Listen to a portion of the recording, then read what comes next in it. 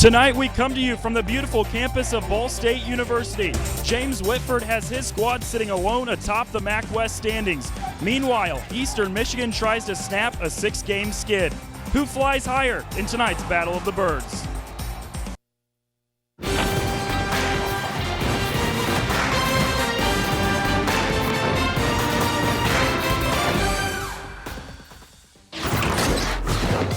Well, if the trend continues, we're going to have a pretty crazy ending here tonight. They're not fouling. No call. Kiapway for three. He buries it at the buzzer.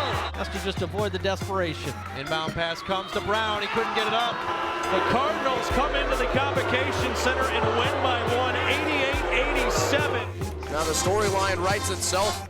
A little bit of bad blood, maybe a little bit. Lead pass on a bounce to Calhoun. Rises to the cup and thunders it home with the right hand.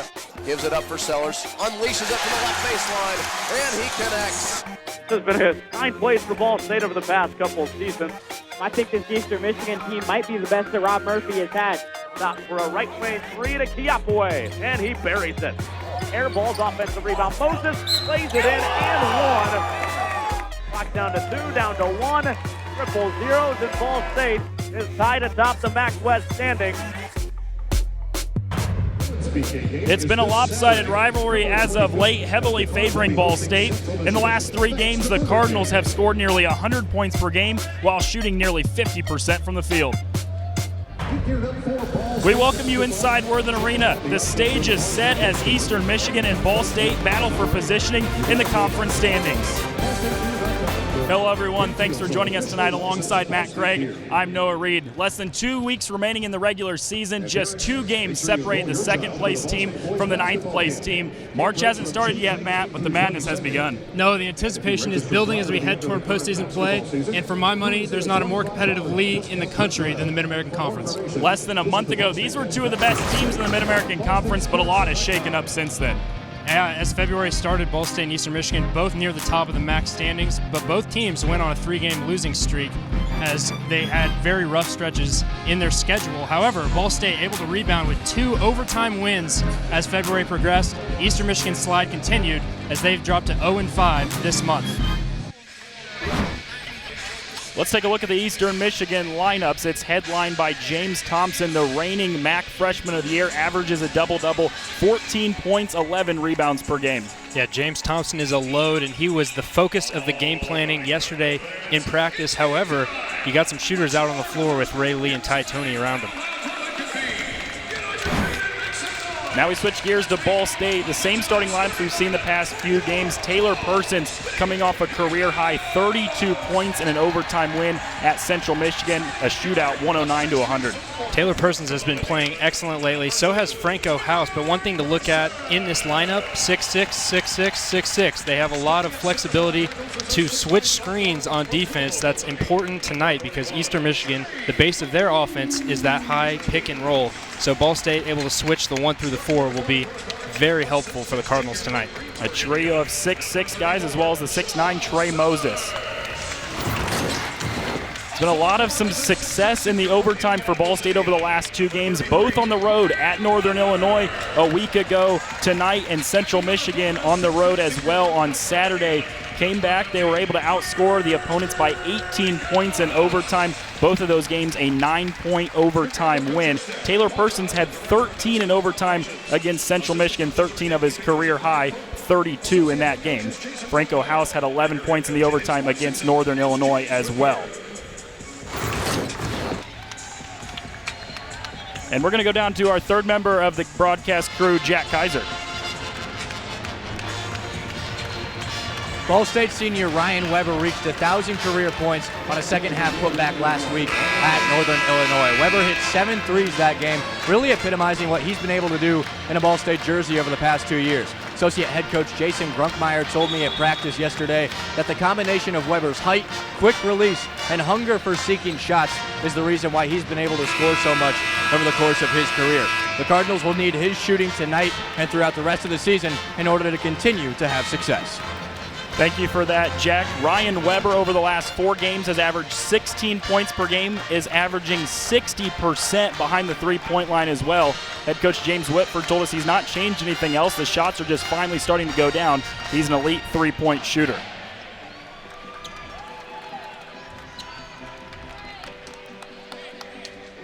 Ball State and Eastern Michigan seeding on the line for the Mid-American Conference Tournament, which starts in about 2 weeks. Yeah, the biggest key tonight for the Cardinals is going to be avoiding turnovers. Eastern Michigan's second in all of college basketball in steals per game, and among the leaders, #1 in the MAC in turnovers forced. If Ball State can avoid those turnovers, they should have a good time on offense tonight. We're underway inside Worthen Arena. Eastern Michigan looking to snap a 6-game losing streak that dated all the way back to January 28th, nearly a month ago. Here's that high ball screen that we talked about, Ty Toney.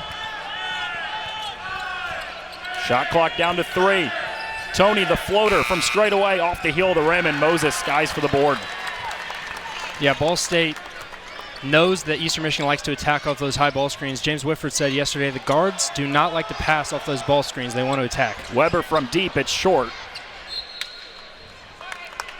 Eastern Michigan, we will talk a lot about that 2-3 zone that they're running. Three-point shooting is going to be important. There's the head coach, Rob Murphy, in his 6th year at Eastern Michigan. Was an assistant at Syracuse under Jim Boeheim. That's where he inherited the 2-3 zone from. Nearly a minute in, no score. Thompson the fadeaway after contact. Moses a second consecutive rebound on the defensive end. We're going to be seeing that a lot tonight. Eastern Michigan will look to feed James Thompson all game.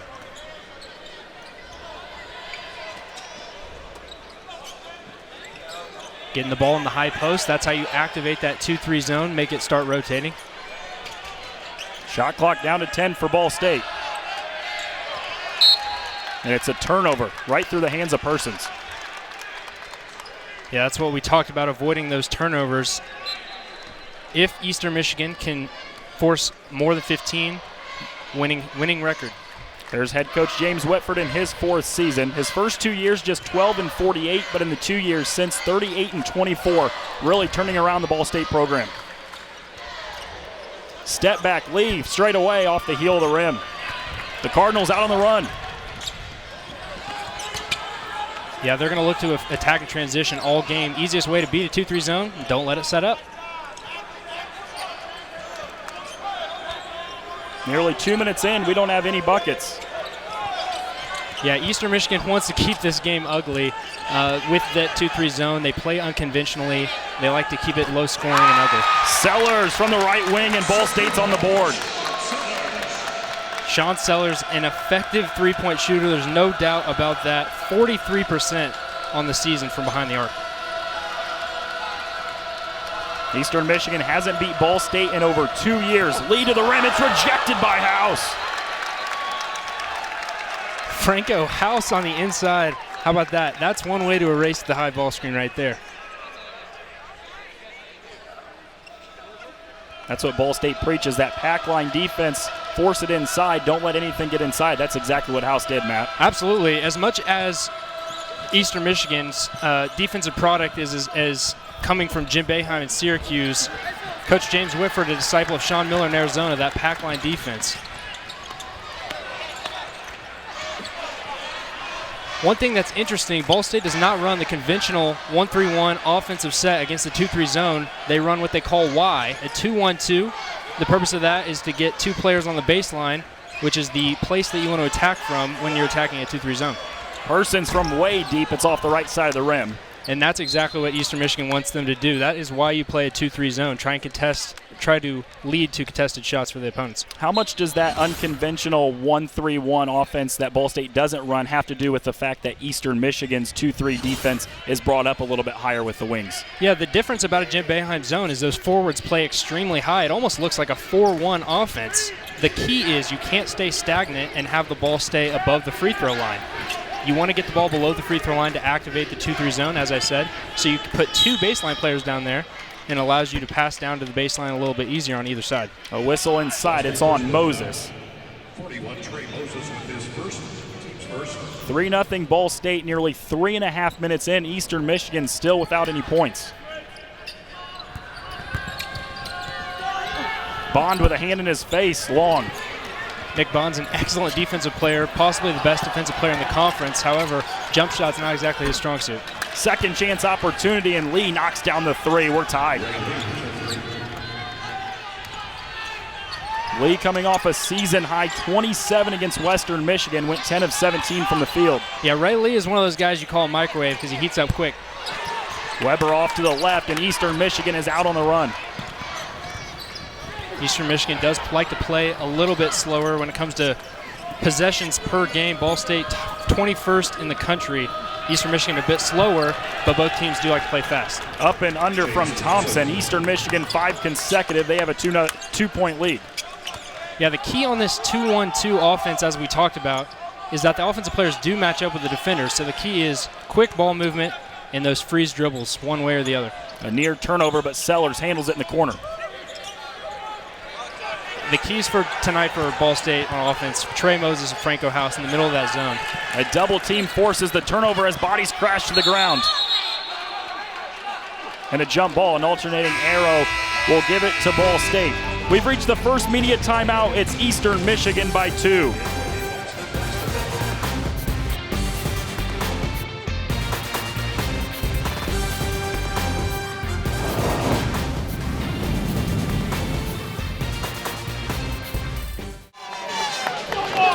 Welcome back to Worthen Arena. 5-3. Eastern Michigan holds a 2-point lead through the first 4.5 minutes of the game. Matt, these are two teams offensively that score the ball great. 79 points per game for Ball State, 78 for Eastern Michigan, but the defense for each respective team has really shined early. Yeah, if I had to sum up Eastern Michigan in one word, it's disruption. First in the MAC in steals, first in turnover margin, first in turnovers forced. Out of the top 9 players in the conference in steals, Eastern Michigan has 4 of them. They are a tough team to game plan for because you don't see that 2-3 zone too many places. And aside from that, they have a lot of length and very active defenders. Well, that's exactly it. Not only do you not see it often, but you can't really replicate length. If you don't have the length on your team, you can't do it. That's what Eastern Michigan has. 3 or 4 guys at 6'7" that play at the top of that. That's what makes it so difficult. That's why you don't see this everywhere. Everyone always asks, why doesn't everyone run the Jim Boeheim 2-3 zone? It's because you have to build your entire team around that with length. Ball State out of the media timeout with the first possession. A little bit of pressure up top from Eastern Michigan. Here's another set that Ball State likes to run, a double high post where you put both bigs on the elbows. Another turnover for Ball State. 3rd of the game for the Cardinals.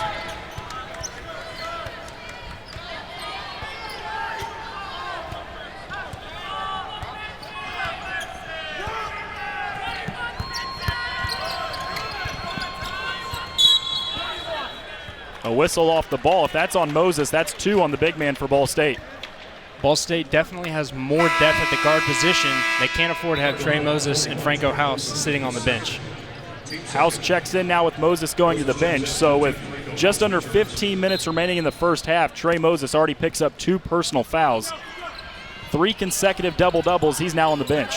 Yeah, fouls could be an issue in this game because Eastern Michigan only knows one mode, and it's attack mode. Lee into traffic, gets the kind bounce. 7 consecutive for Eastern Michigan. It's a 4-point lead for the Eagles. As another example of what I talked about, they're not a great shooting team. Coach James Whitford said they only have 1 or 2 shooters. Everyone else on the team is going to attack the rim. Stagnant offense from Ball State. Persons pull up on the baseline, knocks it down. Penetrating the zone from the corner. That's the way to beat this Jim Boeheim 2-3. Quickly the other way, circus shot. Thompson on the follow, and there's a whistle. That's on House, his first. Yeah, there's another foul underneath. Eastern Michigan also a very good free throw shooting team. 2nd in the conference at 73.2% as a team in the MAC. Thompson at the line right now for Eastern Michigan. He scored just 6 points the last time these two teams met up. Yeah, this is their guy. This is their beast. They're going to feed him the entire game. When he catches it in the post, one thing to watch, he almost always likes to go over his left shoulder with his right hand. Very right hand dominant, but still very tough to guard because he's strong and has great touch around the basket. And a nice free throw stroke, as we just saw. Thompson knocks down both. It's a 4-point lead for Eastern Michigan, and for the first time we see full court pressure from the Eagles. We were at practice yesterday, and Coach James Whitford was adamant that they were going to be running a lot of zone press, that 2-2-1 zone press to try and disrupt the Ball State offense. Ball State was working on their press break a lot at practice yesterday. A deep three from Kiapwe. He buries it. Kiapwe buries that one, but that's the type of shot that Eastern Michigan is trying to give up, a tough, contested, and long-range three.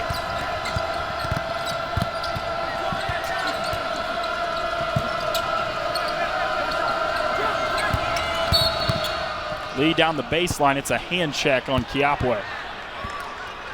Yeah. Already 4 fouls in the first 6.5 minutes on Ball State. There's a lot of things that can be said about Ray Lee. One of them is not that he has a conscience about pulling shots. Ball State Baseball's all-access show, Believe, is starting season 3. That'll be available on chirpcitybsu.com or on Twitter at BSU SportsLink. At BSU SportsLink. Hook shot from Thompson. It's long. Maller's the rebound after just checking in for Ball State. That's a tough matchup for Maller's. Great defense right there. Floater from Persons. Ball State regains the lead. One thing that 2-3 wants to do is take away dribble penetration, but if Taylor Persons can get in that zone and penetrate and look for shooters or his own shot, that's great if you're a Ball State offensive player surrounding him.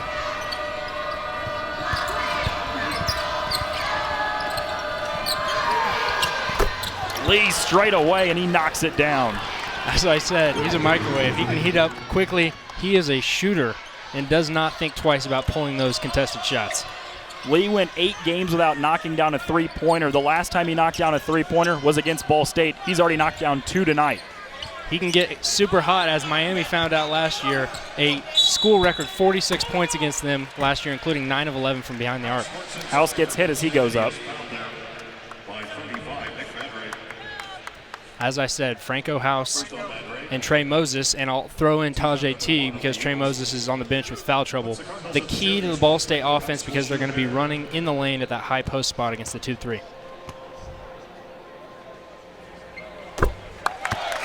One thing that's underrated about the Ball State bigs, and I don't know if they recruit them this way or if it's just player development as they're here, but Franco House, Tajay Teague, and Trey Moses, all excellent passers. And that comes in handy when they're running that 2-1-2 offense that we talked about. They get the ball at the high post, and they're great passers to those baseline cutters. House splits the pair. And it was last touched by Thompson over the inline, so Ball State basketball. Kyle Mallers is a guy that can be an X factor for this Ball State team. He came in as an Indiana All-Star, a great recruit for Coach James Whitford to land. He's been a little inconsistent with his minutes as he's learning as a freshman, but he's a good player if he can get it figured out before the end of the season.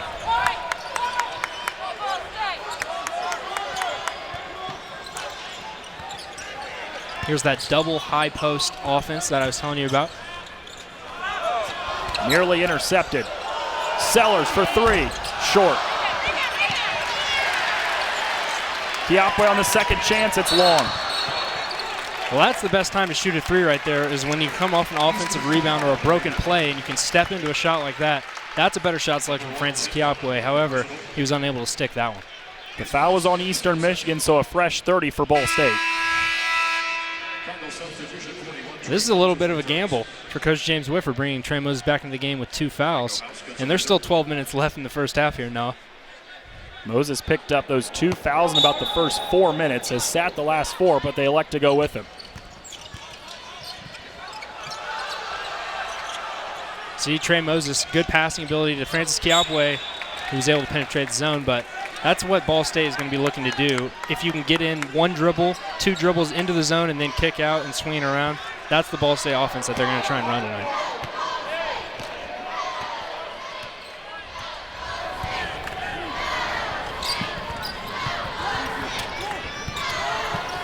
Mangum off the bench for Eastern Michigan. He's the team's leading scorer, 15 per game. Lee rises for 3, cashes it in. 3rd three-pointer of the game for Ray Lee. He's got 9. And he can be an absolute game changer for Eastern Michigan, a one-man scoring machine when he gets hot, and it looks like he's getting hot early in this game.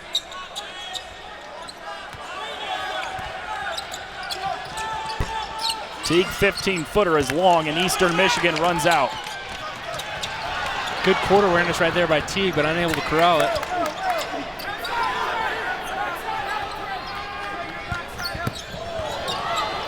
Lee for three again, this time long. Offensive rebound underneath Thompson. Well, let me tell you something about Thompson. 4.69 offensive rebounds per game. That is a lot. 15-11, Eastern Michigan. The 2-3 zone for the Eagles has been great. Find out how to break it with Matt Craig next.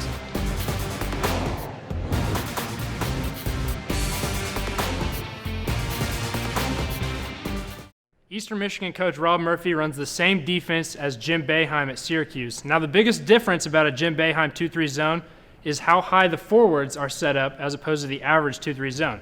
So when the ball is swung to the wing, the forward will actually pick up the wing offensive player instead of the top man. So to beat the 2-3, get the ball to the corner where you can penetrate the zone and pass to the middle for an easy shot, attacking the rim, or kicking out for an open shooter. But based on Jim Boeheim's record, it's a little easier said than done. You said it, Matt, a little bit easier said than done, the Jim Boeheim 2-3 zone. Cardinals having a little bit of a struggle with it, 15-11, Eastern Michigan, the early lead. Absolutely. The players in that demonstration were not exactly 6'8", 6'9", like we're seeing out here on the court. Eastern Michigan has plenty of length, also incredibly active. As I've already said, Coach Rob Murphy coaches them well to be in the passing lanes, those arms extended, and it makes it very difficult to pass the ball around if you're Ball State. Thompson at the line out of the media timeout. He was fouled on the rebound right before the break. It's such an advantage to have a big man that can shoot free throws, I say, as he misses that free throw. But he's an excellent free throw shooter, especially for playing the center position. And he's such a tough cover if you're Ball State in the low block, because if you let him get it off, he's going to score. If you foul him, more than likely he's going to convert at the free throw line. Thompson splits the pair. He now has 5 in the game. The lead is also 5 for Eastern Michigan. And this is the press break Ball State calls diamond, used to break that 2-2-1 zone. We'll see how it works out. Coach James Whitford said they struggled with the 2-2-1 zone in the first matchup. He said Eastern Michigan doesn't press a lot, but because we struggled with it at their place, he expects Eastern Michigan to press quite a bit. We've seen it a few times early in the first half. Ball State able to get to that high post right there. Trey Moses, he's the key to unlocking the zone, and that's a pretty good look for Ball State, even though he wasn't able to convert. The floater short. It's last touched by Sellers.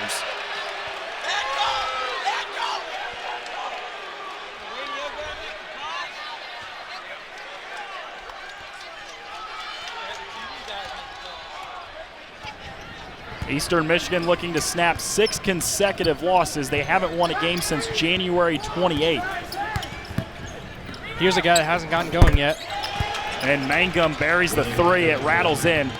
His first bucket of the game. He's the team's leading scorer at 15 points per game. Yeah, and he's got a little flamethrower on him when he wants to. He can really spray the 3 ball. He pulls them at a high rate, but he's also the best shooter on the team. Pretty dump down underneath to Moses. It was swatted away, but a whistle underneath.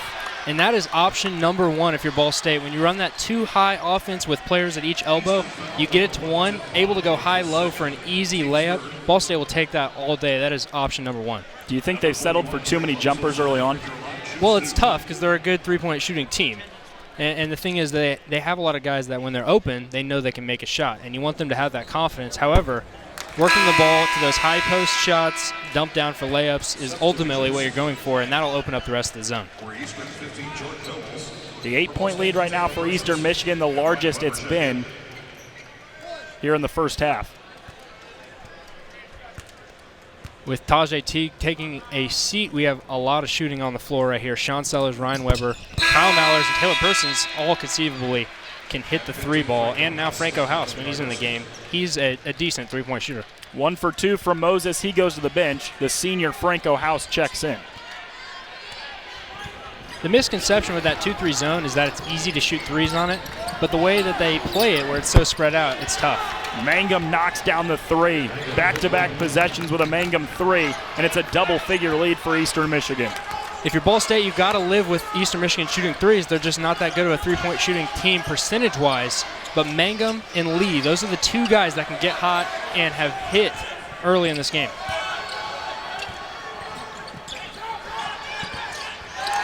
And another Ball State turnover. Eastern Michigan has numbers.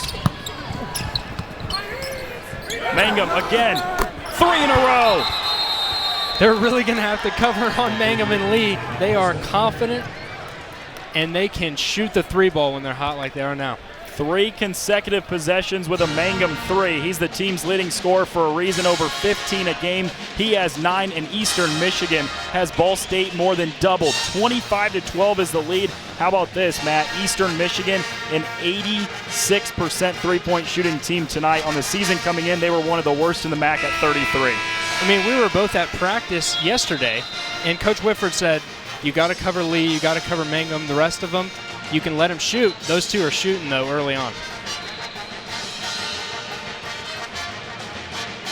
And here's a look at the Mangum threes. He's knocked down 3 of them in the last 3 possessions. Off the dribble, knocked it down straight away. 1 off the catch for 3. The thing about those Mangum threes, Noah, not the best shot selection. I mean, step back, hand in the face. It doesn't matter for Willie Mangum when he's hot. And he is confident right now. I bet you if he gets it down, we might be seeing a heat check 3 coming up soon. He's whistled for the foul on the defensive side. First on Mangum, team foul number 4 on the Eagles. Taylor Persons playing in the middle of the zone. This was something I saw at practice yesterday for the first time. Normally the point guard for the team, but he's an excellent passer. He knows his way around those tight spaces in the lane, and he is playing in the zone next to Franco House. Shot clock down to 10 for Ball State. High pressure from Eastern Michigan's zone. Another turnover. 3 consecutive possessions with a Ball State turnover. They now have 6 in the game. And how about Thompson, the defensive effort? He got it again. 12 for Mangum. There's He's your in heat double check. figures. There's your heat check, Noah. Hand in the face, several feet behind the three-point arc, and he's continuing to roll. Persons to answer. In and out. Thompson the board. Persons an excellent mid-range shooter. You'll take that if you're Ball State.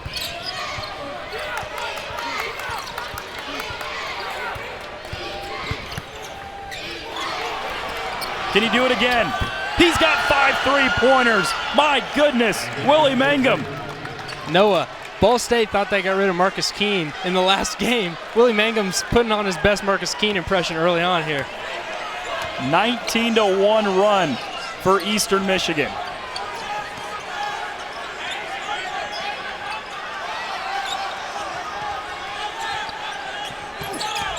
That's a good look right there for Kyle Mallers, but it's hard to come in the game and your first shot be a long 3. Sellers with a quick closeout. Lee straight away. It's short. Weber the board for Ball State. Ray Lee said, don't forget about me. I can shoot the 3 too. But he seems to have cooled down a little bit. Willie Mangum is the story here early on fire from behind the arc. 5 threes already in this first half.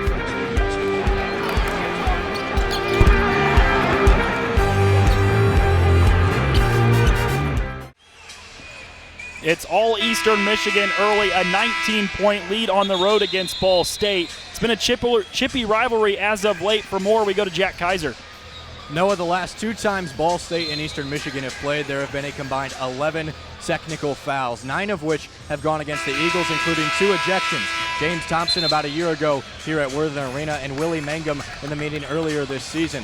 Ball State's Taylor Persons said the close games between the 2 schools and the tough mentality of both sides have really fueled the intensity. There have definitely been words exchanged and heated basketball played recently, making this a very interesting Mid-American Conference rivalry. Thanks, Jack. Willie Mangum, Matt, won't want to get ejected tonight. He's got 15 points on 5 3-pointers. I'm not sure it surprises me. He looks like he lives in the gym. Very physical player. There's a foul before the shot on the floor as Tony was heading to the basket. Number 2, Taylor Persons, whistle for the Ball State foul. Foul on Persons, his first. 6 on Ball State, so Eastern Michigan in the bonus the rest of the way. It looks like Ray Lee is on the bench at the moment, so the one guy you can't leave is Willie Mangum in the corner right now. Eastern Michigan just a 33% three-point shooting team. They've hit 8 of 10 here in the first half. I'm surprised Eastern Michigan has not gotten Thompson involved on the block that much, but the way the three-pointers have been falling, you don't have to. It's a turnover on Eastern Michigan. Tony whistled for the travel. He thought he got hit. People that tune into a lot of Eastern Michigan games are used to feeding the block, working inside out. Tonight, it's been all from the outside and those guys creating their own shots. Franco House able to draw 2 defenders at that high post spot, and Ball State able to attack the zone, but another turnover, the one thing Ball State has to avoid on offense. 7 turnovers now in the game for Ball State through the first 13-plus minutes. The toughest part in playing a 2-3 zone is it wears you down. You are not able to get shots as quickly against a 2-3 zone. You have to be very patient, passing the ball around, attacking, kicking out. Ball State has not been patient to this point, and the turnovers are there to prove it. Mangum down the alley, the floater, it's off the heel of the rim. Rebound to House of Ball State. The Cardinals are out on the run. Weber to the basket, and there's a whistle underneath. Ball State, one thing they can do to kickstart their offense is start attacking off of every missed shot. Now, there haven't been a lot of missed shots, but if they start missing, push in transition and see if you can kickstart your offense that way.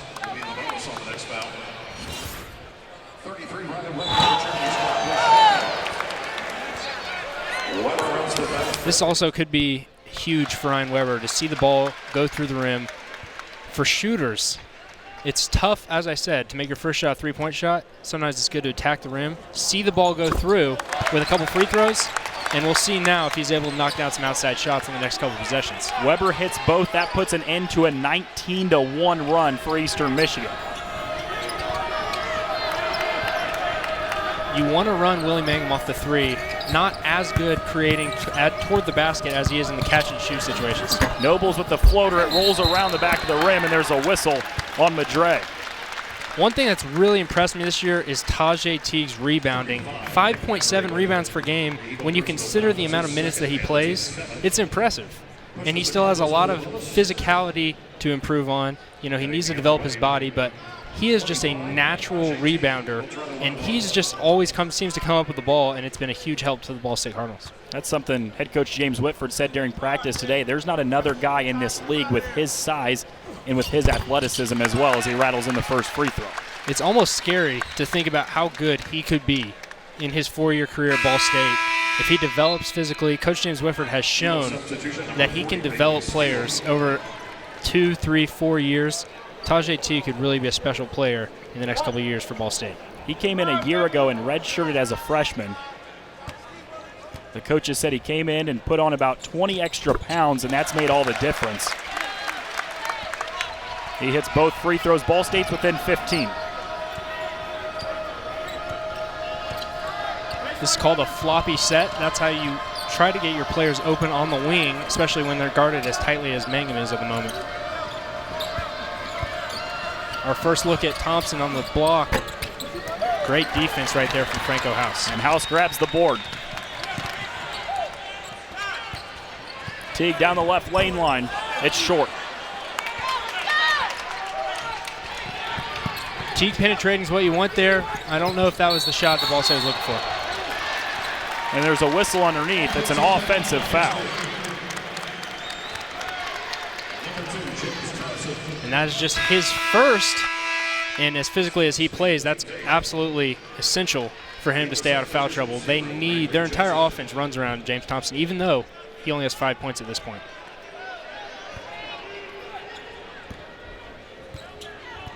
For Ball State to get back in this game, you'd like to see them work for a nice open layup or dunk or some sort of close shot right here and see if they can get kick-started that way.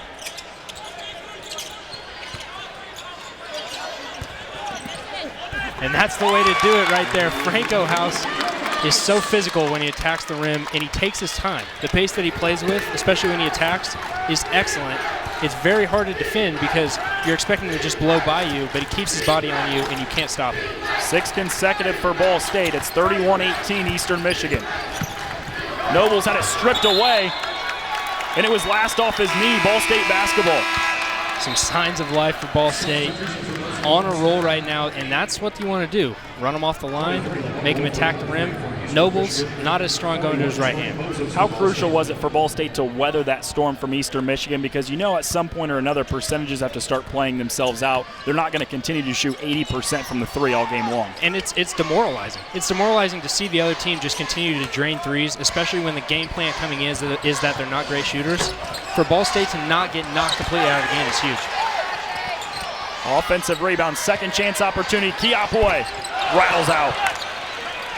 Another great look for Francis Kiapwe. His shooting numbers have been down this season, but everyone knows he's a tough shooter. He's guarded like he's an elite shooter, and even though he's shooting about 33% on the season, those are the type of shots he needs to shoot. Lee spins back towards the middle. Kiapwe falls, but Lee was too strong. Offensive rebound, Eastern Michigan. It's long. Persons the board. Yeah, Ball State absolutely content to give up that shot from Eastern Michigan on the wing, or in the corner. Coach Whitford calling for a post-up right here.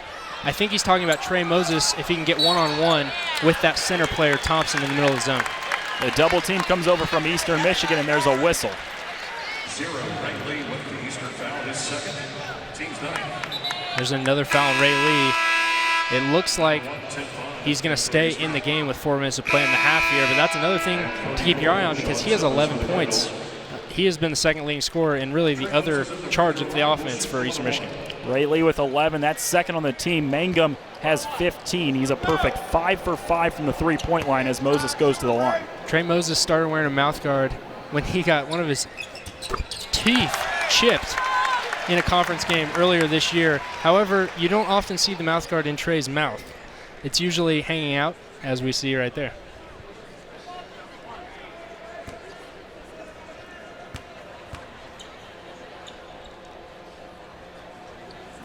And it's good for him to get to the line, get those easy balls, easy shots when the rest of the offense isn't working. Moses goes 1 for 2. Lee on Sellers. Had it rejected away.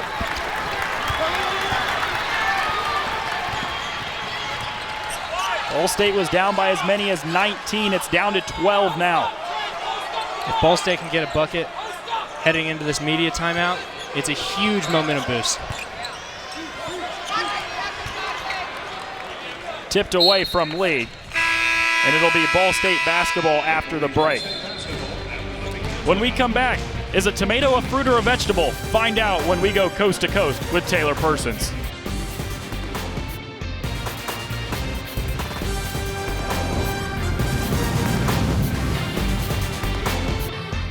We're going coast to coast with Ball State point guard Taylor Persons. Taylor, Seinfeld or Friends? Friends, definitely. Well, who's your favorite character in Friends? Ross. Is a tomato a vegetable or a fruit? Vegetable. It's not sweet.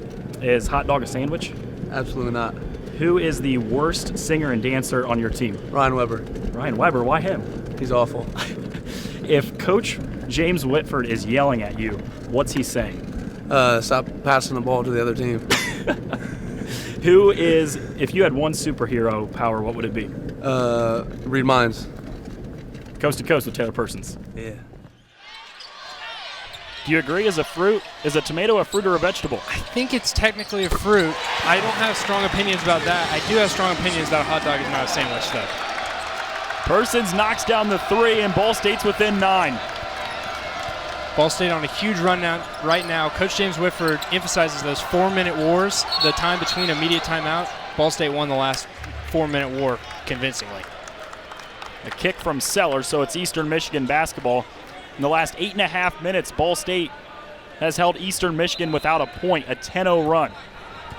Breaking the game down to those 4-minute wars is a good way to not lose sight when they're down a lot of points as they were early in this game. You claw your way back 4 minutes at a time. Ball State has done that to get back in this game. Let's see if they can get even closer before half. And there's a whistle on Teague as Tony was going to the basket. That's the 7th on Ball State. Eastern Michigan in the bonus. Tajay Teague, a tough player. He has 2 fouls. As we said, not a lot of front court depth. The big man rotation at the moment, Tajay Teague, Franco House, and Trey Moses. The three players cannot all be in foul trouble. Tajay has 2 fouls. Trey Moses has 2 fouls. Franco only has 1, but those guys have to stay on the floor. 2 of those 3 guys have to be on the floor for the most part at all times. Tony puts an end to the 10-0 run for Ball State. Ty Tony, this is a guy, he's shooting the ball better in conference play, but for the most part, he's just a bulldog attacking the rim. He checks out of the game. Mangum back in. Mangum, team high 15 points, has knocked down 5 3-pointers in the first half. And this is a bit of a compromise for Coach Rob Murphy. You have to have Lee and Mangum both on the floor because they're shooting so hot, but it does make less length for your 2-3 zone at the top. Kiapway misses. Teague the offensive rebound, and the second chance is good. Touch around the basket is something that he has needed improving on, is one nice way to say it, early in the season. But lately, as we saw right there, a nice touch on that fadeaway. Mangum misses his first 3-pointer of the night. And Teague's going to come off for Moses with 2 fouls. It's important, as we just said, he doesn't pick up his third. Moses has played with the foul trouble since the 16-minute mark. Picked up 2 early fouls, but hasn't picked up one since. Here's that too high offensive set. If you can get the ball below the free throw line, this set works, but you have to activate the zone. If you stay above the free throw line, you're not pressing the zone. Sellers from about 5 feet behind the line. It was well long. That is one thing you cannot do against a 2-3, no matter what offensive set you're running. If you keep the ball above the free throw line, just swinging it around and not making the zone move, you're basically giving them rest on the defensive end. And a hold on House. He's got 2. And there's his second foul. So now what do you do if you're Coach James Whitford? Moses with 2, House with 2, and Teague on the bench with 2. 1 minute, 55 seconds left. Franco House, he is a 4-year player. Coach James Whitford's first 4-year player. He's going to have to stay in the game and try to avoid that third foul. Although he has been in foul trouble quite a bit this season. I mean, I think he knows how to play with it. It's just tough. You know, there's things that you can't account for.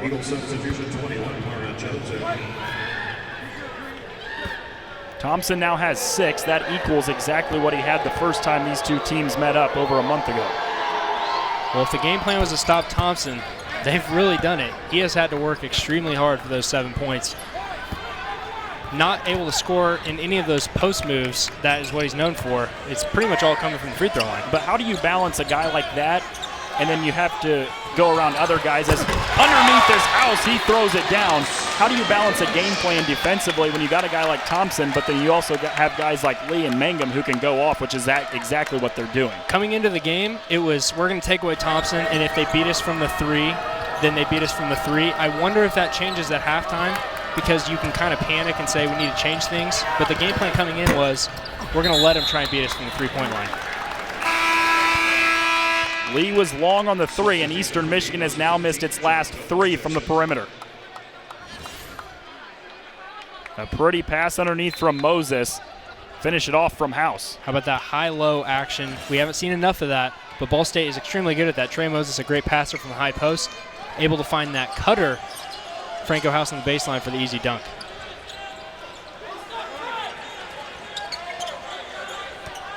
There's another high-low cut as Trey Moses headed to the basket.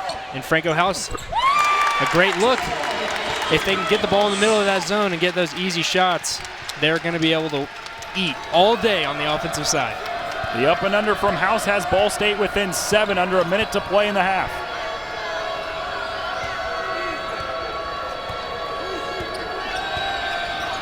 Bond off the ball screen. And a travel on Thompson. Here's one thing you can't account for is whether the threes will continue, because you don't want to go changing your entire game plan and then James Thompson absolutely goes off in the second half, because he has done it consistently all season. You don't know if you just stick with it and those guys are going to keep hitting threes. Knowing Coach Whitford and the way that he's like to play all season, I think they'll continue and keep testing Eastern Michigan from behind the arc. Persons from the wing. Got it! Ball State's within 2 possessions. Taylor Persons, Ball State's leading scorer. It's good to see him get going before the second half gets started. 7 points for him. Ball State trailed by as many as 19, and now the Worden Arena faithful to their feet. It's just 4. Mangum called for a carry. Ball State has another possession. Noah, who would have thought Going into halftime, we could have a one-possession game as Ball State can get it to if they can score here, down 19 early on in the game. Eastern Michigan at 8 of its first 10 threes built a 19-point lead. It's just 4, and Ball State has a chance to trim that. Coach Whitford not electing to take a timeout, trying to direct things, orchestrate his offense from the top. We'll see what kind of shot they get. Persons off the ball screen for 3. It's off the back of the rim. A long heave, and it's well to the left. Eastern Michigan, once led by 19, Ball State has stormed back. It's just a 4-point Eastern Michigan lead at halftime. The kick out, Persons knocks down the 3. And the big man feeds his counterpart, House with the throwdown.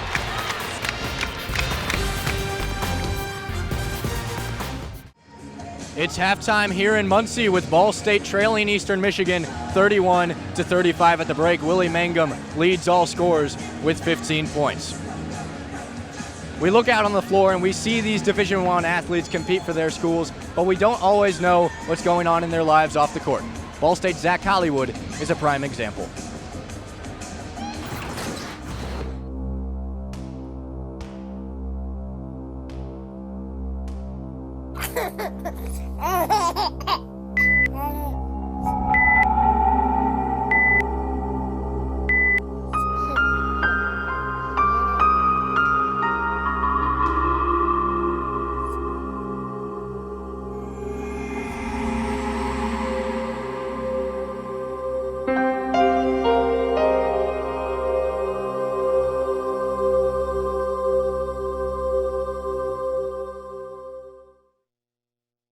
This is Scott and Susan Hollywood, who had an interesting start to their relationship.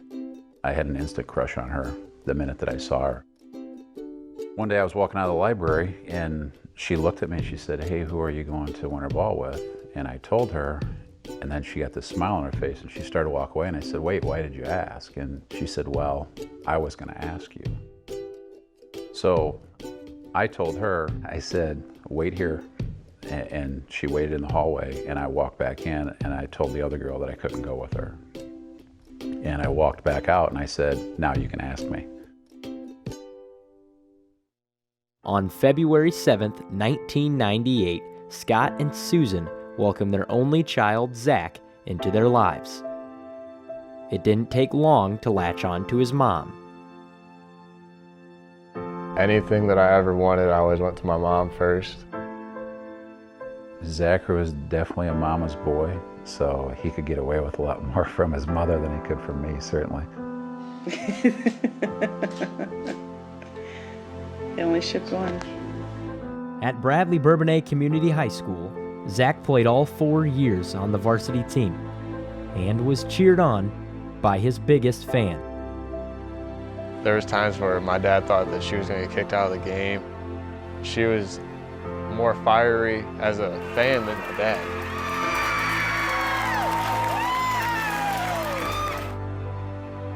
After his senior season, Ball State took notice of Zach, and his mom was in full support.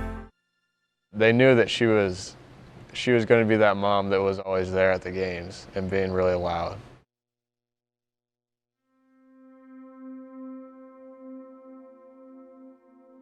She told me, work as hard as you can. She told me that she loved me and she told me she would see me in a month. I was texting her and I asked her like a question. She told me to ask my dad because she wasn't feeling well. And I said, "Well, what does that mean? Are you like really sick or are you like just have a cold?" And she was like, she said that she was in the hospital getting IVs and stuff like that. And then like everything was fine. And then I called my dad and he said that she was back in the hospital again. And that's kind of when I realized like something really isn't right here. Welcome back to Worthen Arena. It's Eastern Michigan 35, Ball State 31 at the half. These two programs are paired as conference rivals, but also share a little history. The Cardinals went to the Sweet 16 back in 1990, followed by the Eagles in 1991, a very special year for the team from Ypsilanti. It all started with a run through the MAC tournament to a conference championship for Eastern. Dunks and lay-ins like these were common for the Eagles in March. And jams from Marcus Kennedy down low where plays needed to be shown not once, but 3 times. Then it was on to the NCAA tournament for Eastern. Earning a 12 seed, the Eagles upset Mississippi State in the first round, followed by a win over Penn State.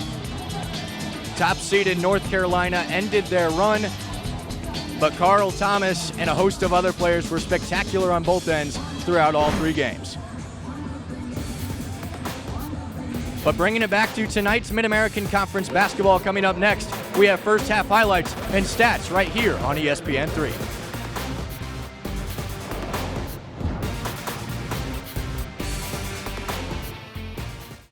Ball State 31, Eastern Michigan 35, 20 minutes of basketball left here in Muncie. Let's take a look at what transpired during the first 20 minutes. Looking at these stats for both teams, let's take a look at some first half highlights. 3 Eastern Michigan three-pointers.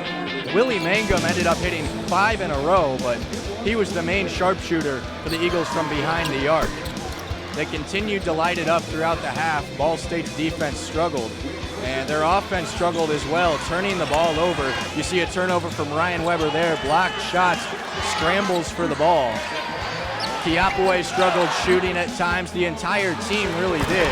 But a Franco House dunk got the team going, bringing them back. And now they just trail by 4. Taylor Persons knocking down a 3. Tajay Teague with a bucket. It all accumulated, bringing Ball State back in this first half of play. Field goal percentage definitely improved throughout the first half for Ball State. They ended at 39%. Eastern Michigan's went down. They started very high. Now they're just at 36%. Ball State trailing Eastern Michigan on the boards. And with Ball State trailing 31-35 at the break, the second half of action is coming up next right here on ESPN3. Ball State! Welcome back inside Worthen Arena on the campus of Ball State University. 35-31, Eastern Michigan with a 4-point lead on the road. Matt, what kind of adjustments can Ball State make against that 2-3 zone of Eastern Michigan here in the second half? More ball movement. They do need to get the ball below the free throw line, as we've already talked about, activate the zone, then try and get it to high posts, get some easy shots. But the shots just have to fall. I mean, they did take some tough, contested, long-range shots, but get it inside and out for threes. Ball State does have shooters that they need to continue to trust. I don't think the game plan changes a whole lot, especially with the 4-point deficit. If it were still 10, 12, 15, you might see some changes. I think the game plan stays the same. It's just really hard to account for the hot three-point shooting that Eastern Michigan had. It's Eastern Michigan basketball to start the second half here in Worthen Arena. The Eagles looking to snap a 6-game losing streak that dates all the way back to January 28th, nearly a month ago. Eastern Michigan led by as many as 19 in the first half. Ball State trimmed that down all the way to 4 to halftime. Willie Mangum starting the half on the bench. He only played 10 minutes in the first half, which is what makes those 15 points, those 5 threes even more incredible. Lee is long, board to Persons. We'll see if the shooting cools down a little bit. If it does, Eastern Michigan's going to have to get Thompson Pretty involved. dump from Moses to House, and Ball State's within a possession. Exactly what we talked about. Trey Moses, high-low. Franco House, easy layup. Coach Whitford preached it all day long yesterday in practice, getting the ball to the middle. That's how you beat Eastern Michigan's zone. Here we go. Thompson involved in the post. He's going to go to his right hand, and he does. Short, Moses the board. Moses 3 consecutive double-doubles in the last 3 games. Ryan Weber trying to get free for a 3. Moses again underneath to House. Tie ball game, 35 apiece. If you can time it right, it's always there because the forwards play almost up to the free throw line. If you can time it right, that high-low is open for easy layups. A whistle underneath as Madre was hit going up. The rebounding is something that's very important for Eastern Michigan. In games where they've been out-rebounded, they are 0-10, but they are an excellent rebounding team, especially offensively. James Thompson, one of the best offensive rebounders in the country. Here we see Nick Madre getting on the offensive rebounding action as well. That was a big foul on Franco House. He's now got 3. We're just about a minute and a half into the second half. It's a physical game on the inside. James Thompson is one of the most physical players in all of college basketball. Nick Madrid, another incredibly physical player, staying out of foul trouble but still playing tough on the inside. That's going to be the thing to watch this entire second half. Madre splits the pair. It's a 1-point Eastern Michigan lead.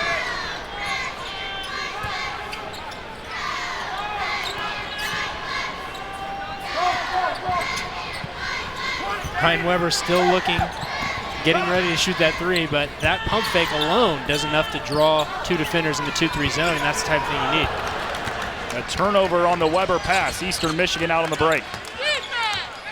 That's a poor turnover, but a nice job in stopping the transition. Ty Bond easily could have gone all the way to the hoop for a layup or a foul, but they did a good job corralling it. Tony down the lane. It was altered by Sellers, and he saves it inbounds. Let's see if Ball State can get anything going in transition. Almost no transition at all in the first half. Really from either team, but especially from Ball State, who likes to run. Ball State for the lead. It's short from Sellers. Weber left wing. Rebound Eastern Michigan. There's Weber trying to get going. He can really get hot the same way those Eastern Michigan guys can, but he hasn't been able to really shake free to get started. And a whistle on Moses. He's now got 3, as does Franco House. The 2 starting big men for Ball State have struggled with foul trouble all game long, dating back to the first couple minutes of the game. Coach Whitford's looking at his bench, and here comes Tajay T. It's really been a storyline all season, Noah, the foul trouble on the big men, because there isn't a lot of depth there. I really think it's even more important against a 2-3 zone, and even more important against a big man like James Thompson. Thompson had it blocked by Teague, but there's a whistle. Because he can do things like that. He will always attack when he gets the ball inside. How do you limit a guy like that getting his touches inside the box like that? Well, it's really a full team effort. The guard has got to make it tough on the entry pass. That's one thing a lot of people don't really look at. The big man has to make it tough for him to catch it, but the guard has to make it a tough pass from the guard that's trying to get the pass in there. But it's a full team effort, because then if the guard goes to help down, you got a chain on the help defense, and it's really a full 5-person effort to stop someone like James Thompson.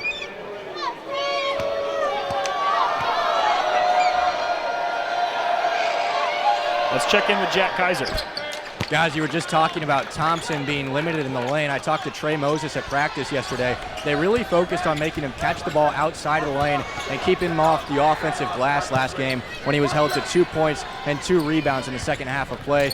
They've done a decent job of that tonight, as he only has 9 points thus far. Thank you, Jack. Person rattles it in, pulls Ball State within 1. Ball State head coach James Whitford referred to James Thompson yesterday as the best rebounder in the conference.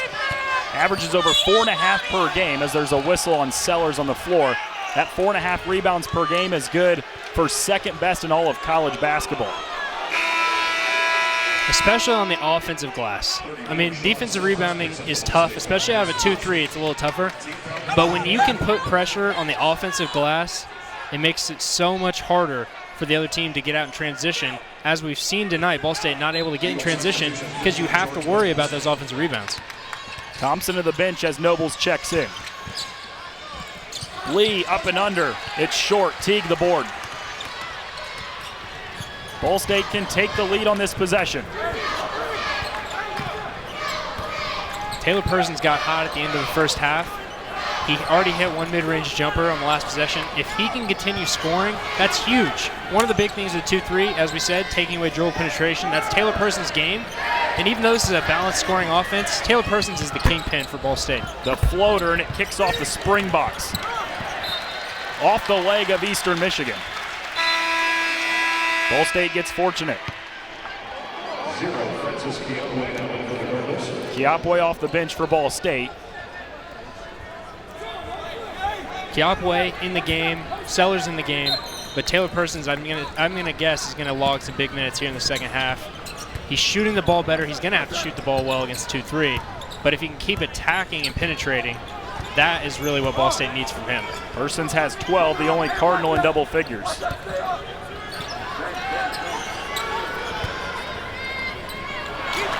And Bond steals it. Best in the conference in taking the ball away. Ball State answers back. Taylor Persons never gives up on a play. That's one of his biggest strengths. He plays so hard and is always looking for the next play. Next play. That's what Coach Whitford always says.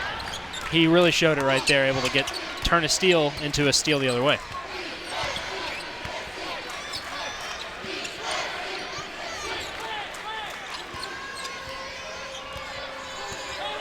It'll be interesting to see how Eastern Michigan tries to get Mangum and Lee involved after the hot start they had in the first half. But to this point, it's really just been Lee isolation ball, and he has been taking tough shots for Eastern Michigan. Last touch by Persons. Ball State's within 1 as we head to the first media timeout of the second half. 38-37 Eastern Michigan.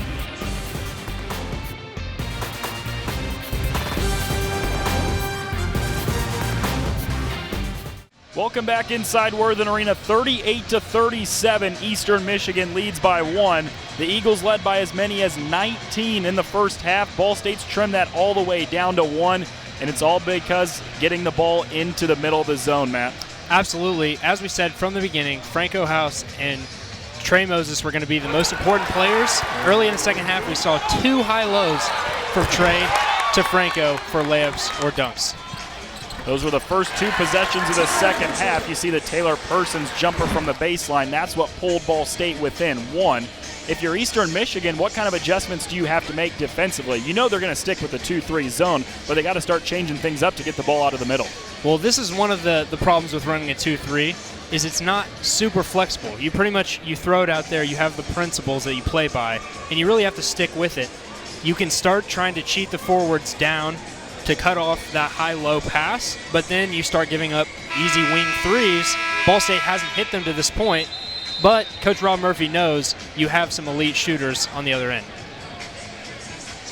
It looks like James Thompson may be starting this segment on the bench, and he played all 20 minutes in the first half, as we said, has played every minute of this game to this point.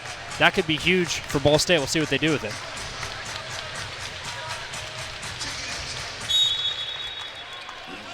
Eastern Michigan basketball out of the timeout with a 1-point lead. Ball State's been on a 25-7 run dating back to the end of the first half.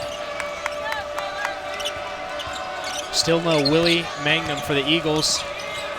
We'll see if that changes, but until then, the brunt of the offensive load with Thompson on the bench is going to fall to this man right here, Ray Lee. Lee with the travel, the 8th turnover for Eastern Michigan. It'll be interesting to see what Eastern Michigan does on offense because we know they like that high ball screen. They will be setting a lot of those for Ray Lee, but their other option is to get into the post to Thompson, which you can't do at the moment. Ball State for the lead. It's short from House. Second chance, Teague. Too strong. House is fouled as he goes up. And that is what Coach James Whitford was talking about all yesterday at practice, toughness. Eastern Michigan is a very physical team, a very tough team. They want to try and beat you up. Ball State right there showed the toughness, 2 offensive rebounds, and they earned a trip to the charity stripe. Franco House, one of 4 players in Ball State history to have 1,000 points, 500 rebounds, and 200 assists. He misses on the first free throw.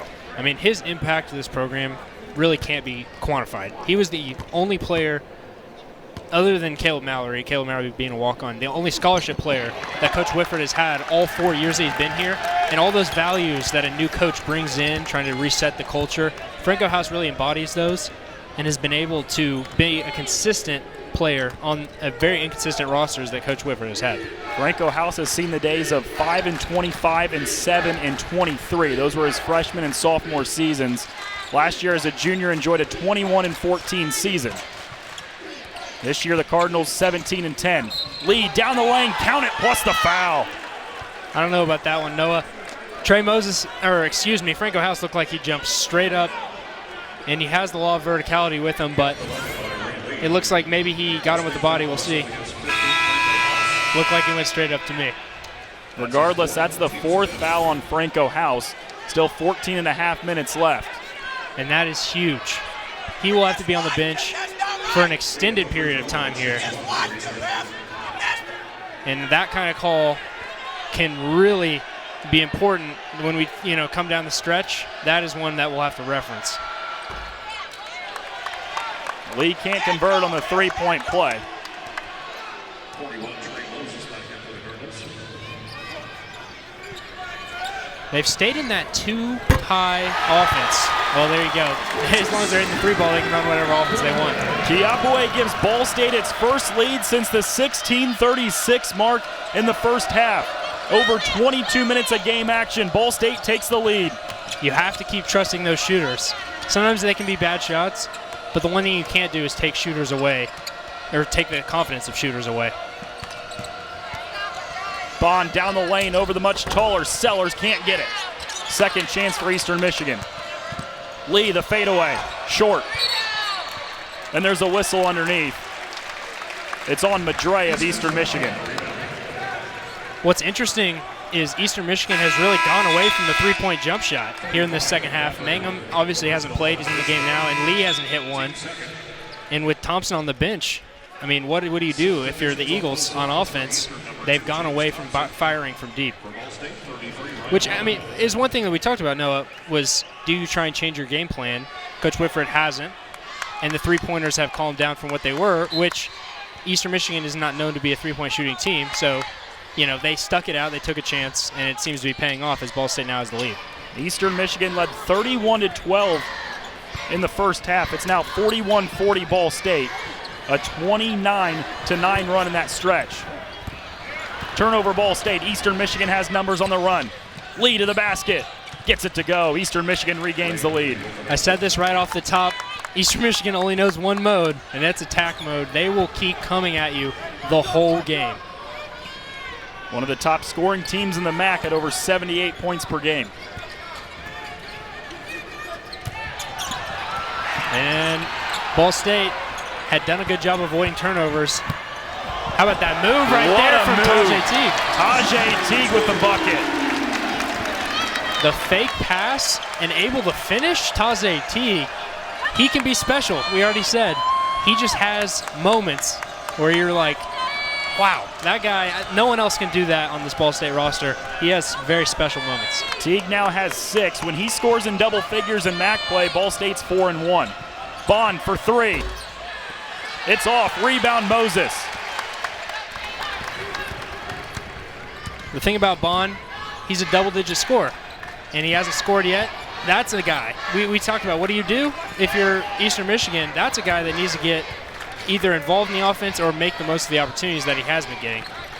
He's a great defender. We know that. Over 2 steals a game. They need a little offensive contribution from him.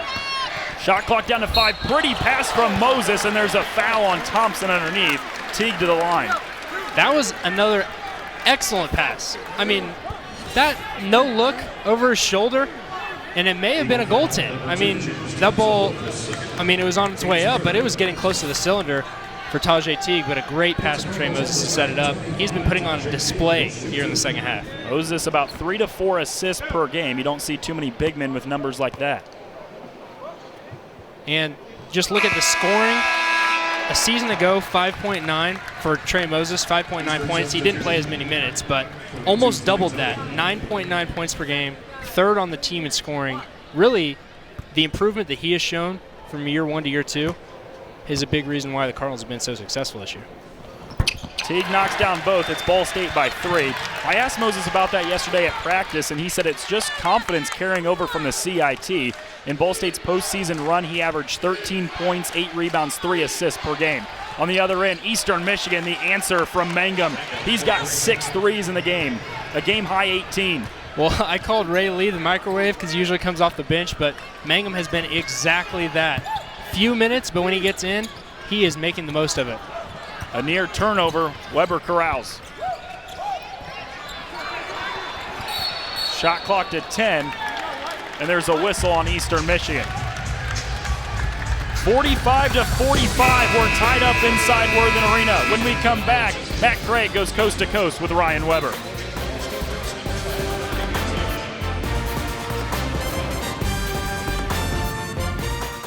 All right, we're back. We're going coast to coast with Ryan Weber. Ryan, it's social media night. What's your favorite social media platform? Probably Instagram. Instagram? What's the most likes you've ever gotten on Instagram? I don't know, maybe like 300 or something. 300? That's weak. I know. Favorite pregame meal? Probably have to go chicken parm. Chicken parm. All right, would you rather dunk on somebody or hit a game-winning three? Game-winning three. Game-winning three all day. That's easy stuff? Easy. All right. I don't even think I could dunk on someone. Well, you never know.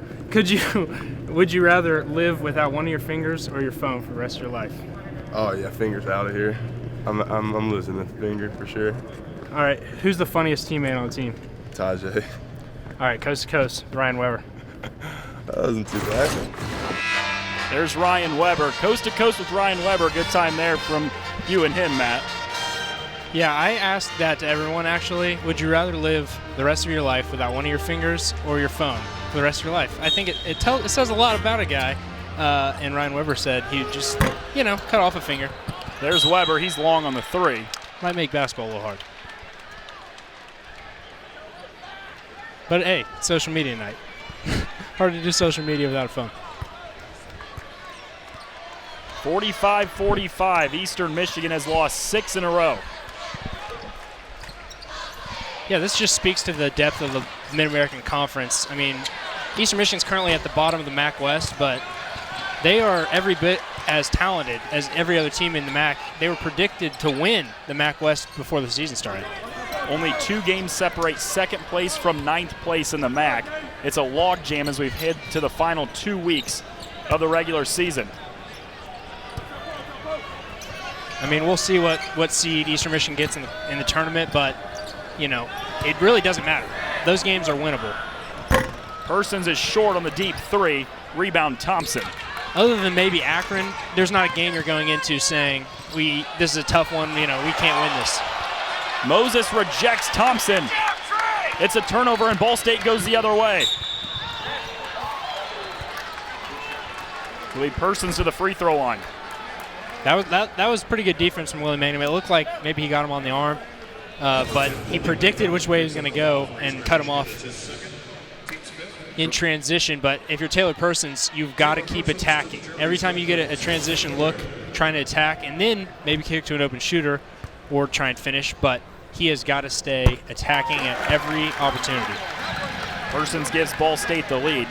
He's coming off a career-high 32 against Central Michigan on Saturday. It was a 109-100 win in overtime.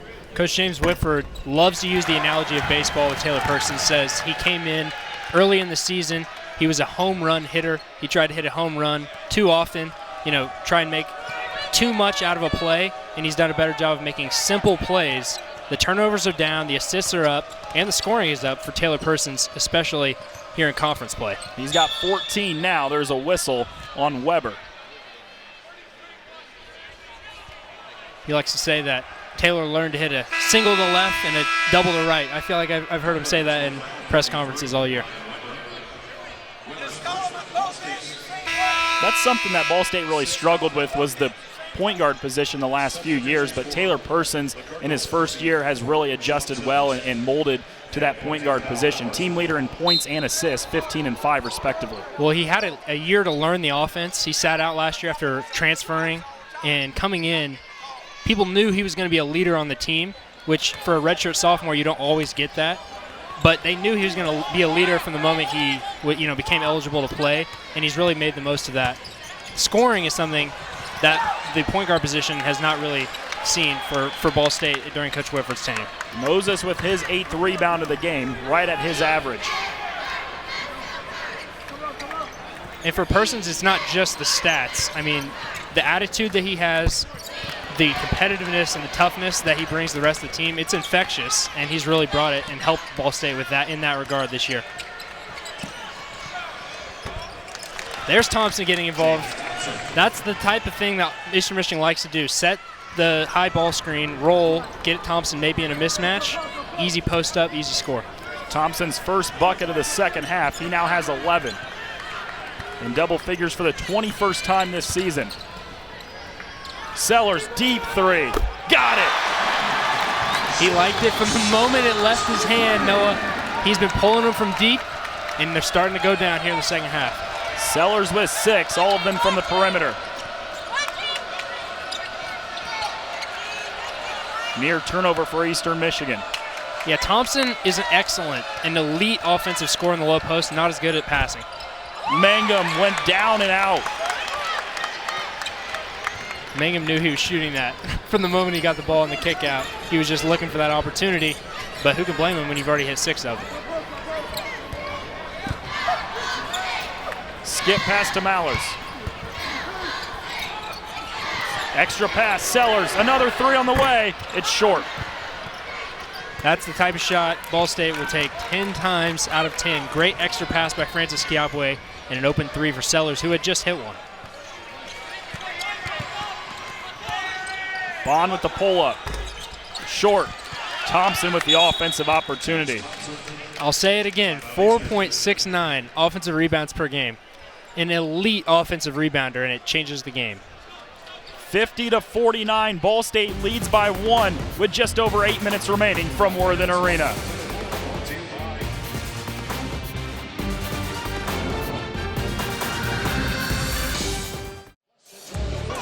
The super sophomores for Ball State leading the way, 12 points, 14 points rather from Taylor Persons. That's a game high. Trey Moses, on the other hand, a game high 9 rebounds. He's had 3 consecutive double-doubles. Matt, a large reason why Ball State's been so successful, leaders in the MAC West, those 2 sophomores right there. And both are excellent passers. How about 3 assists from Trey Moses as a big man in that high post?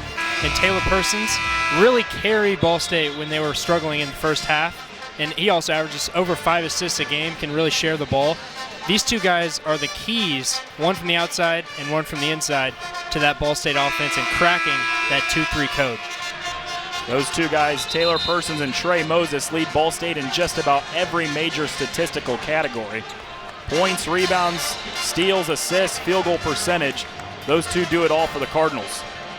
Yeah, and Trey Moses, I mean, the transformation he made from, I got a chance to see him his senior year of high school play to his first year, and then from his first year to his second year, 1 with his body and 2 with his game, is really remarkable. It's Ball State basketball, a 1-point lead, trailed by as many as 19 in the first half. Franco House in the game right here with 4 fouls. They need his offense. We'll see if he can go without fouling. Up and under off the spin, and House gets the bucket on his first possession off the bench in a while. With those forwards spread wide in a 2-3 zone, you can get one-on-one matchups with that middle man in the zone. Franco House destroys one-on-one matchups for the most part. You got to send a help defender. Shot clock to 10 for Eastern Michigan.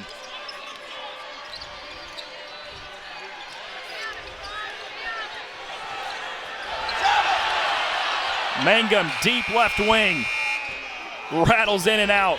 Thompson, the offensive tip-in. Well, Mangum is staying aggressive, and that ball almost fell, but Thompson is just a game changer underneath. He's just so hard to account for and block out because he's strong and he knows where the ball's coming off. 15 for Thompson, one of 3 double-figure scores, and there's a whistle on him on the defensive side. How about Bailey Steele entering the game for the first time?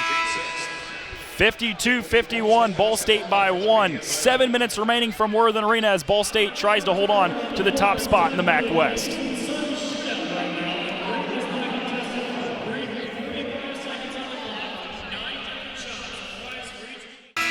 Ball State trailed by as many as 19 in the first half. They have a 1-point lead now, thanks in part due to the perimeter shooting.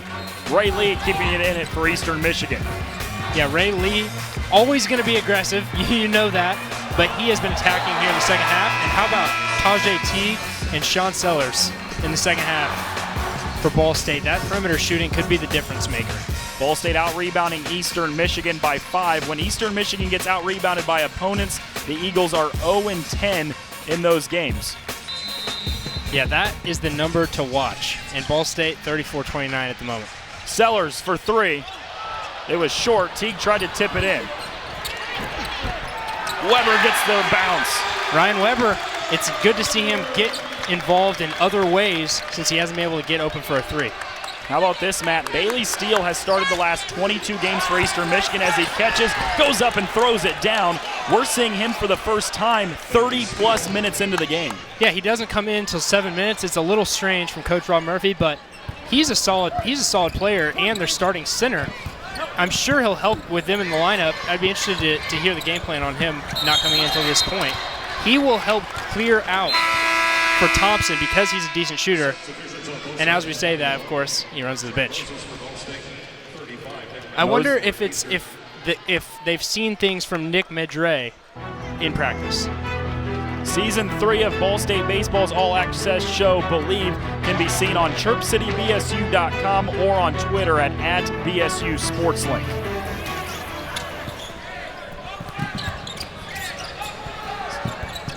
How about the extra passes for Ball State? Great ball movement, and it converts. And one on the extra bounce pass from House to Moses. Ball State by 3. How about the ball movement? Get the ball to Ryan Weber, over to Sean Sellers, to Franco, finds Trey Moses in the middle, able to convert. That's his fourth. And the team center.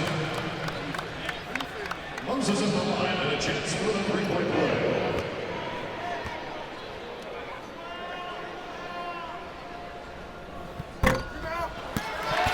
Moses misses, second chance for Ball State.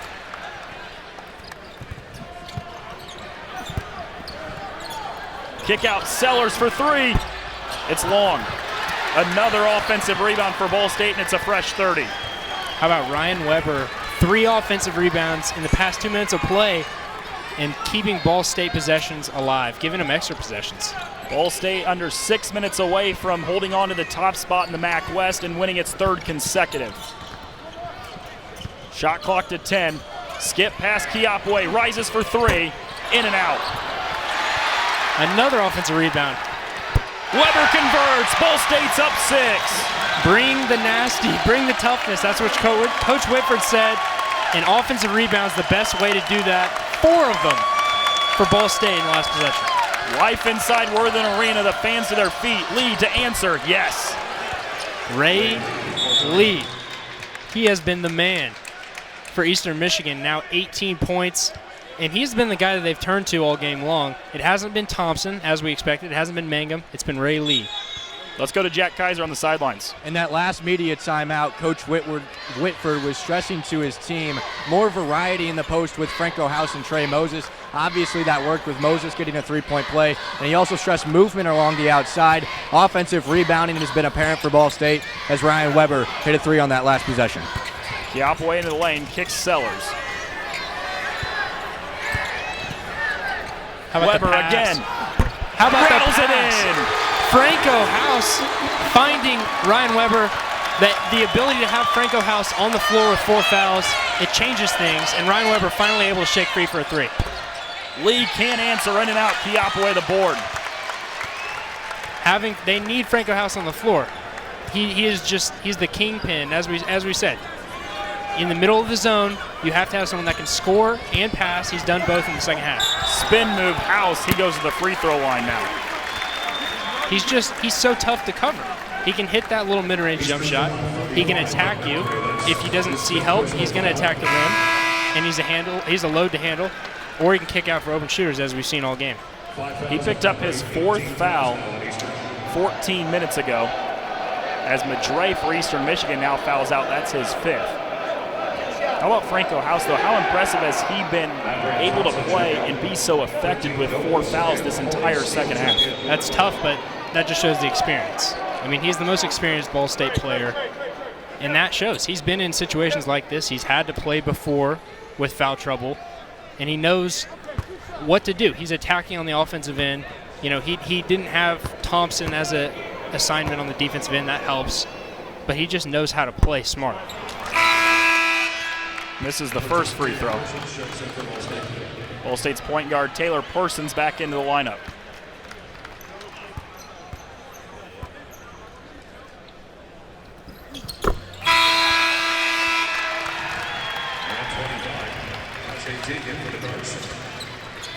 House splits the pair. He has a team-high 15, and Ball State's lead is 3 possessions, 63-56. They're going to go ahead and give Franco House a little break here. Tajay Teague.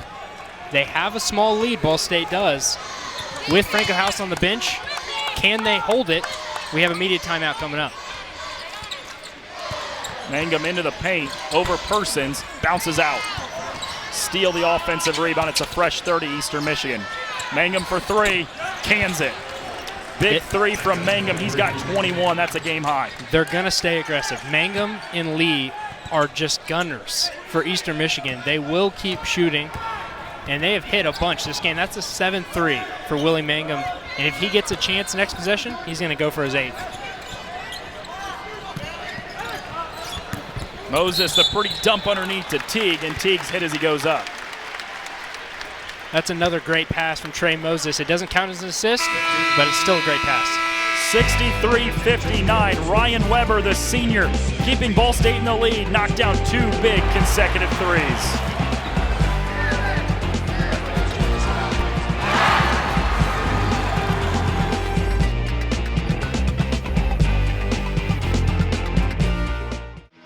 How about this? Just moments ago, a Ball State student knocked down a half-court shot to win free pizza for a year at Marco's. I'm sure that'll help the college kid budget.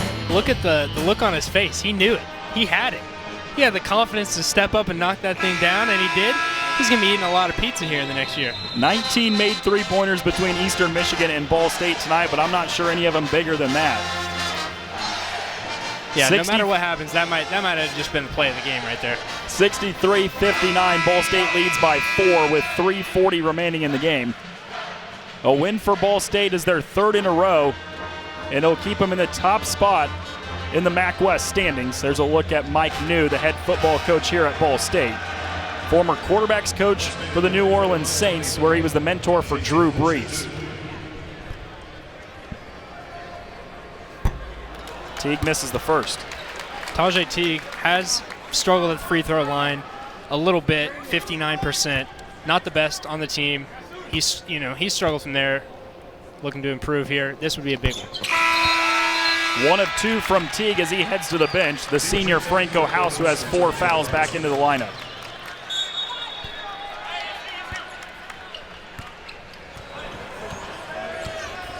It'll be interesting to see with the lineup that Ball State has. A lot of shooters, not a lot of ball handlers.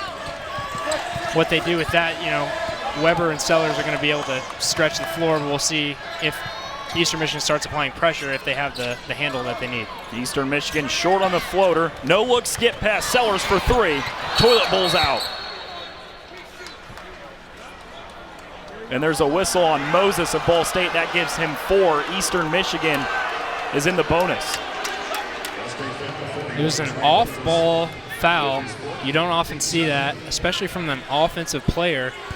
I was watching the shot, so I didn't see it. But that's huge. That's huge for Ball State. Now 4 fouls both on Franco House and Trey Moses. It's now Nobles to the free throw line. He hasn't attempted a free throw all night. Coach Whitford electing to stay with both bigs. Tajay Teague stays on the bench, and it'll be Moses and Weber, Moses and House in the big spots for Ball State to finish the game. Ball State weathered the storm in the first half, trailed by as many as 19. It was once 31-12. They lead by 5 now. Moses around steal, and there's a hold. That was an example of what we talked about off the top, the beginning of the game. When the ball doesn't get below the free throw line, it's really hard to attack a 2-3 zone. Ball State eventually does get it in to Trey Moses, but when they're passing it around the outside and the zone's not moving, you're doing exactly what Eastern Michigan wants you to do. The senior House to the line.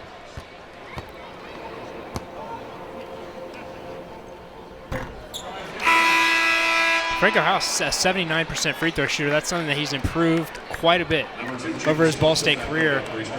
Never more important than right here. Ball State a 73% free throw shooting team. That's 3rd best in the MAC, but tonight just 14 of 22, only 63%. House gets 1 of 2. Still a 2-possession game, 65-59, under 3 to play in Worthen. A rejection from House. What a block. I mean, that's why you have him on the floor, but this guy's going to keep attacking right here. Lee gets the turnover and a whistle on Kiapwe. Smart play from Lee. Got his shot rejected, stayed with it, got the ball back. I mean, you can block this guy's shot. He can turn it over. It's not going to stop him. The next time he gets it, he's going to attack the rim. And now Lee to the line. He has 18.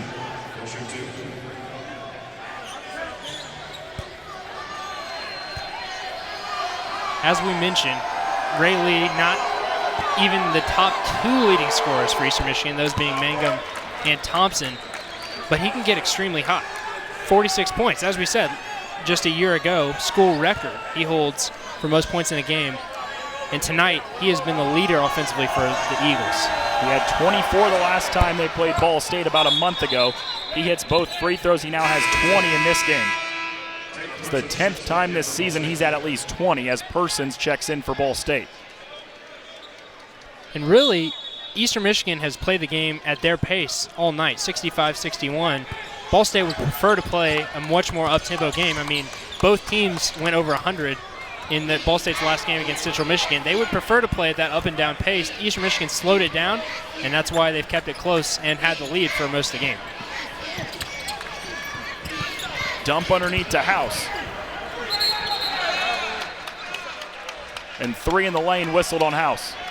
I mean, that's what you try to do, get inside. He thought he had one-on-one with Thompson. He was going to go up. Then he sees the double, paused for a split second, and it was too late. 65-61, Ball State by 4. A bucket from Eastern Michigan could make it a 1-possession game. Looking for their first win in 7 tries. Bond off the dribble, pull up, left elbow. Toilet bowls all the way around and out, but he gets his own offensive rebound. Mangum, deep 3. A fight for the rebound. Weber comes away with it. And there's an intentional foul on Steele. That was a tough possession for Eastern Michigan, and the frustration showed right there from Steele grabbing the ankle of Ryan Weber as the transition was starting for Ball State. Tim Bond, there's been a lid on the rim for him as pull-up jump shot. Then Mangum, loose ball, and Steele trips up Ryan Weber, as we can see right there. Grabs the foot of Weber. That's not the guy you want going to the line if you're Eastern Michigan. Weber, an 82% free throw shooter, best on the team. The officials over to the scores table now, taking a look at it. You think they got the call right? Oh, I mean, absolutely. It was an intentional foul. Flagrant, unnecessary. It was not a play on the ball. So, it was deserving of free throws in the ball here. Weber sinks the first. I mean, that was a tough possession for Eastern Michigan. They got 2 shots that they wanted. Neither one goes down. Obviously, you're frustrated. You can't let that translate into the transition. At the same time, if you're Steele, it would look like an easy layup on the other end. You can see why he would try something like that. However, it's not a basketball play, and he paid the price. Weber hits both. He now has 12, the 3rd Cardinal in double figures. 17 from House, 14 from Persons. Ball State by 6 and the basketball. Just over 2 to play. Eastern Michigan has switched into what looks like man-to-man defense. It is man-to-man defense. Eastern Michigan, you do not see them play man-to-man very often, but they're down here late in the game. They have to switch. Sellers down the lane, and there's a whistle on Lee. If you stay in the 2-3, Noah, you can allow the other team to just bleed the clock for the full 30 seconds on every possession. They have to switch to man-to-man to try and speed up the game. However, you're talking about a team that doesn't practice man-to-man defense. They're not used to playing man-to-man in a game. So Ball State definitely has the advantage offensively.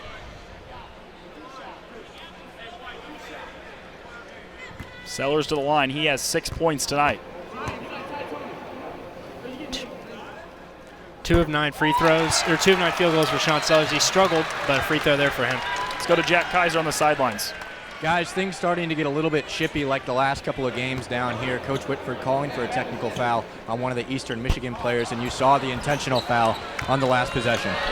11 technical fouls between these 2 teams in the last 2 games combined. Lee down the lane line. Offensive rebound, Thompson, he finishes it. That gives him 10 rebounds in the game. His 34th career double-double, 4th all-time in Eastern Michigan history. James Thompson, you can see why Coach Whitford was game planning to stop this guy, but there's nothing you can do as a game plan to stop an offensive rebound and a putback like that. 17 points, 10 rebounds for Thompson, his 15th double-double of the season. 68-63, Ball State by 5 with a minute and a half left in the game. Here's a look at the Mid-American Conference standings. Ball State in 4th right now. The top 4 seeds get a first-round bye to Cleveland to the quarterfinals for the Mid-American Conference Tournament. Eastern Michigan down in 10th place. They've lost 6 consecutive, trying to climb their way out of the basement. If you think about last year, Noah, Ball State, similar position, near the top. The standings were clogged. They had a chance to get the 2 seed going into their final game of the year. Ended up losing that one. Some other teams won. Things got shuffled around. They got the 6th seed and didn't get that bye straight to Cleveland in the MAC tournament. So every single one of these last couple games is huge, including the last minute 35 here for Ball State and Eastern Michigan. Full court man-to-man press from Eastern Michigan. Easily breaking. Sellers wisely pulls it back out. Skip to Weber for 3. Swoosh! Ball State by 8. Sean Sellers turned down the 3. Ryan Weber says, well, okay, I'll take it, and knocks it down for the 8-point lead. Eastern Michigan in serious danger of losing 7 in a row. A big-time 3 from Mangum. He's now got 8 3-pointers. That ties the most in a single game in Eastern Michigan history. The Eagles are within 5 with just over a minute to play. 24 points, all of them from deep. Ryan Weber knocks down the 3 on that end for Ball State. That's 15 for Ryan Weber, and he's had to work extremely hard for it. All game we've seen him spotting up outside the 2-3 zone, catching it, pump fakes. You know, he's trying to get an open shot. It was really tough with the length of the Eastern Michigan defense, but he's gotten free and knocked a couple down in the second half. 24 on the game from Mangum. All of them coming from the perimeter. He's the team's leader at 15 points per game. He's coming off a game against Western Michigan on Saturday where he went scoreless and played in just 6 minutes. It's been a bigger factor here tonight, Matt. He's a gunner, and he's going to pull those 3s as he has tonight, and he's hit 8 of them.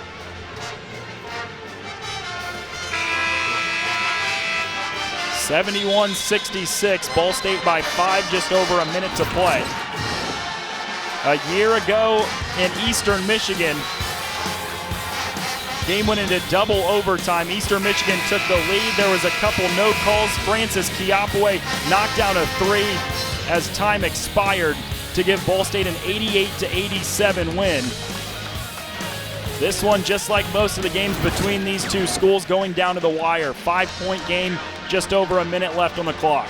You don't think both guys from both sides remember that game, Noah? Same guys. Francis Kiapaway is here, Ryan Weber is here, James Thompson is here. They remember that game, and there's no love lost between these two.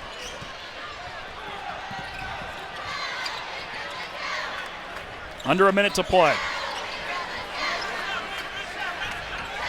Some miscommunication in the Eastern Michigan defense, but Tim Bond, he is so active in those passing lanes, one of the best defenders in the conference. We see why right there. He's top 15 in the nation in steals at nearly 2.5 per game. Ball State gets fortunate, doesn't turn it over. They get the basketball with 13 on the shot clock. Eastern Michigan needs a stop.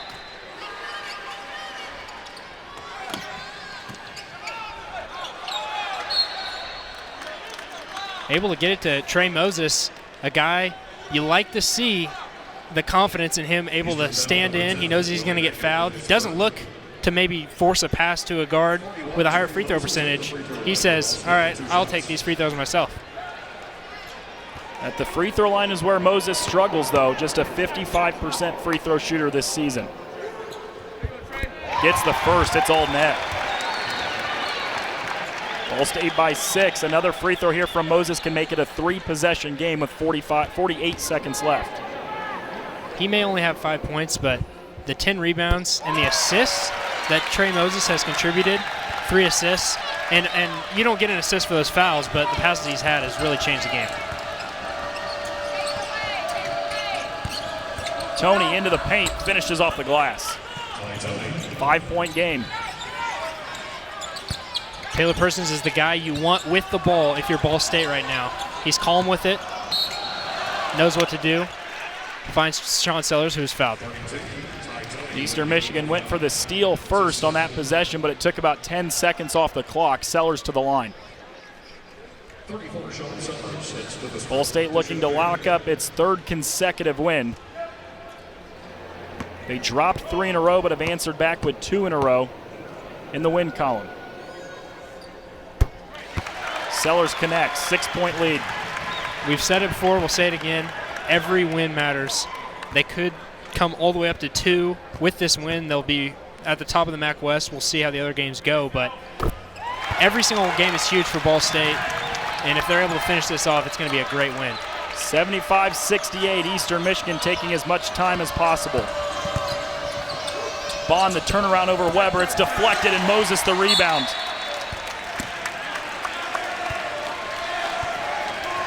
Well, it's all up to the free throws now for Ball State. It's not often a conference game where you're facing a team that's 5-9 in conference, and the game still feels like, 50-50 game. Who's the team coming in? Every single one of these MAC games is just, it's so competitive, and these teams are so even that these games seem like they mean a little bit more. You could lose to any team. You could beat any team. Persons gets the first.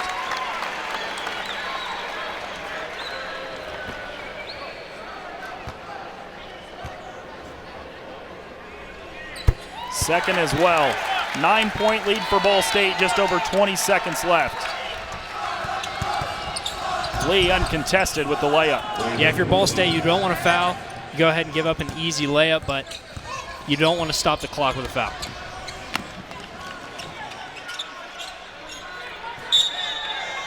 And a whistle on Lee. 10 seconds left. It's Ball State by 7. Eastern Michigan's going to go ahead and fight to the finish, but Sean Sellers is a good free throw shooter. In this game, if Taylor Persons and Sean Sellers keep going to the line, it's just about over.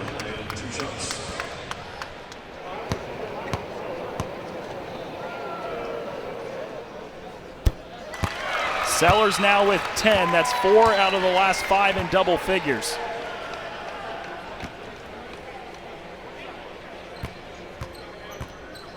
Noah, my uncle used to have a saying. He would say, the fat lady's warming up. If it's not over till the fat lady sings, we're at the point in the game where the fat lady's warming up. 79-70, Ball State by 9 with 10 seconds to go.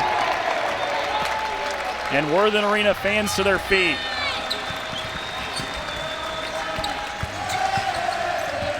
Mangum with one last bucket.